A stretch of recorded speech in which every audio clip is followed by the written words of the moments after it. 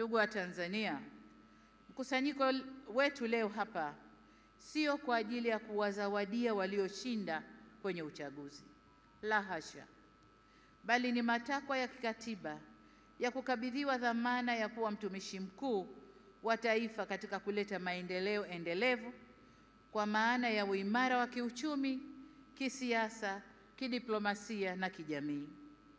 Ili tuweze kuyatimiza hayo, hatuna budi kuhakikisha tunahimizana umoja na upendo kwa nchi yetu, tunadumisha amani na kuheshimu sheria za nchi.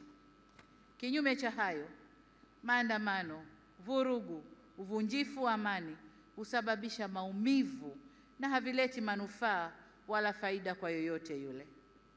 Ni wasihi wa Tanzania tuchague hekima badala ya ghadhabu, busara badala ya mihemuko, upendo badala ya chuki, uvumilivu badala ya vinyongo, umoja badala ya mgawanyiko, na amani badala ya vurugu.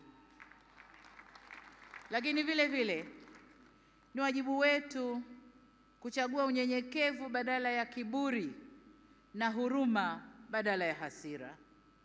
Taifa letu ni moja na lina nguvu zaidi kuliko mtu yoyote yule.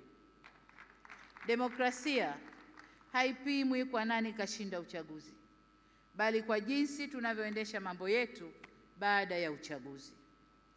Tutakuwa na nguvu zaidi pale kila sauti chanya au hasi zitakaposikilizwa, kuheshimiwa na kuthaminiwa, na vile vile tunapoweza kuponya wenye maumivu.